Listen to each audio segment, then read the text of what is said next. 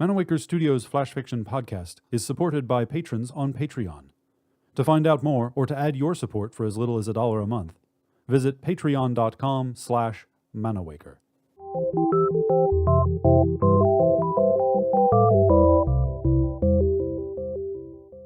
Welcome to Manawaker Studios Flash Fiction Podcast. I'm CB Drogi. This week, The Tie That Binds by Lisa Finch. It was too hot. Joel loosened his tie, slumped against the bathroom wall, and pulled out his phone. Everything in his being screamed that it was a mistake to call her, but his fingers, working on some rebellious motor memory, dialed anyway. Nomi. One ring. Was she home? 2 rings. Was she alone? He tried to swallow around what could only be described as a pound of dust in his mouth. Hello? Her familiar voice made him want to slide down to the floor. He yanked at his tie, pulled it free. Nomi, he managed to get out. It was difficult to breathe. Joel? What's wrong? I'm not sure. I think I'm dying. Nomi. A sound like a strangled animal escaped him. He'd leave her and this world with a whimper. She let out an exasperated sigh. Where are you? Please don't tell me you're standing downstairs waiting to be let in. I'm at the Capri. I'm on a date. Joel? She sighed. Why are you calling me? I'm in the men's room. I can't go out there, Nay. You're talking to me from the bathroom while some poor girl is waiting at your table? Joel, I'm not having this conversation. Don't hang up. Make it fast then. He picked up his tie. It was royal blue, with jazzy red swirls on it. Not something he would have chosen for himself, but Nomi had liked it, said it made him look sharp. She'd run her hands along it and then down his body. He'd shivered as she'd kissed him. They'd almost been late for her coworker's wedding. It had been worth it. He put the tie against his face and breathed in. Nothing. Not even a trace of her perfume remained. Joel? I'll quit my job, Nay. I'll get one with regular hours, I swear. I'll do anything. Take me back. Just...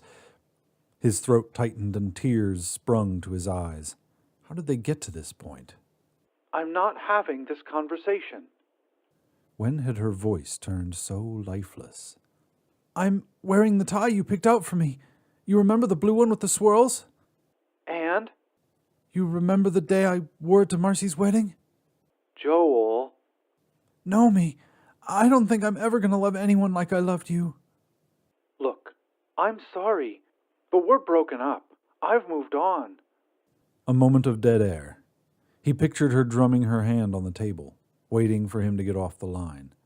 I'm sorry I called, he said, hoping she'd say, as she always did, that it was all right. She didn't. You should move on. Get out of the men's room and be with your date. All right. He knew he should have left it at that, but what the hell? Nomi? Yes. She sounded exasperated. Can I call you after? She exhaled loudly. I guess. She'd just traded annoyed for exhausted. Done. Joel pressed end and pocketed his phone. He splashed water on his face, straightened his tie, looked at himself in the mirror. Doomed, he thought, and went out into the restaurant anyway. At least his heart had stopped racing. Now it only ached. Or maybe it was heartburn. He could breathe, too. He had that going for him, and he could still call Nomi after the date. She'd said so. He walked back to the dining room and found his date, Brianna, sitting at their table. Sorry about that, he said as he took his seat. Are you okay? You look a little pale. He took a sip of water. Would you believe I was having a panic attack? She smiled. I'm familiar with those, yes. Her eyes were lovely and kind. He hadn't noticed until just then. I love your tie, she said. Thank you. Now what? Should he return the compliment? What could he say that didn't sound forced? If I didn't tell you earlier, you're even prettier in person. He rolled his eyes. I guess that sounds cheesy, but it's true. Thank you. Her eyes crinkled when she smiled. So, do you want to talk about the panic attack? He took another drink. Doesn't that run counter to all the dating rules? I wouldn't have asked if I didn't want the answer, so it's all good. You're my first date since my breakup. She pursed her lips like she was weighing her words. We have something in common then, other than our dating profiles. Is this where we swap sad stories? Nah, she waved her hand. Let's talk about something else. Tell me about your job and I'll tell you about mine. You're a locomotive engineer, right? Joel flashed to being on the engine, to the late nights, no sleep, being put up in hotels, never knowing when he'd get called for work. Coming home, Nomi leaving for work, days without seeing each other, days without making love. The late night calls for him to come to work, the spare board, which was another way of saying on call forever. Her glaring at him when the phone rang as if he'd willed it. The fights, the tears, her saying she didn't think she could live like this. She couldn't imagine one day having children with someone who'd never be home. The pay was great.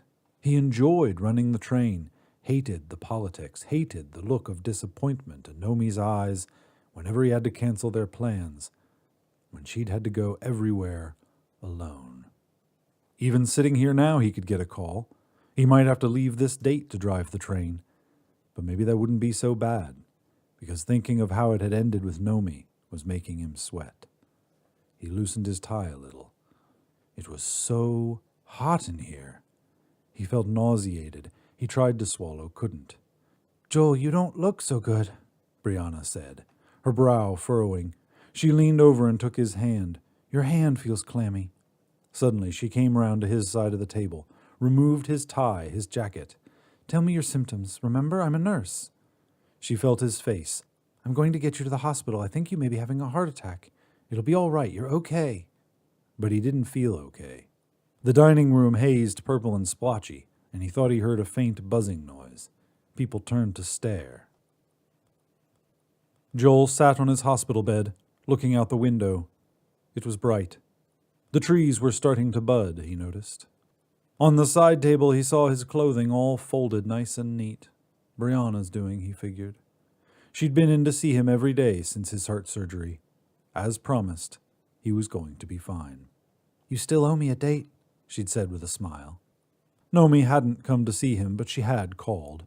She asked how he was feeling, told him she was sorry, asked if he needed anything, said she'd call again.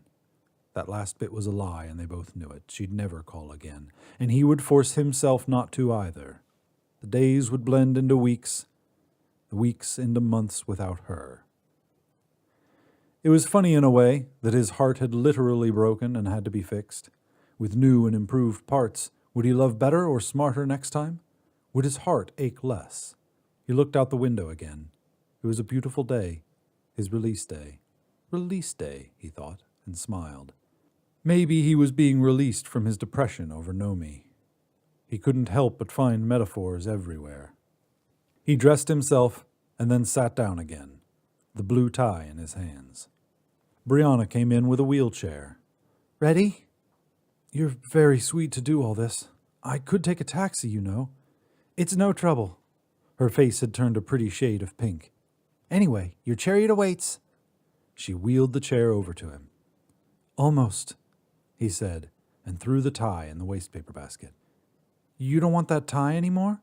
Joel took his seat, tipped his head back, and smiled up at her. I think it's time for a new one. This has been The Tie That Binds, written by Lisa Finch. For more information about Manawaker Studios' other projects, including books and games, visit manawaker.com, which is also where you should go to learn more about the authors featured on this podcast or to get details about submitting a story. The Flash Fiction Podcast theme song is by Kevin MacLeod. Manawaker Studios' director of DICE is Ben Baston. I'm CB Droege. You can follow me on Twitter and Facebook at CBDROEGE. Thanks for listening.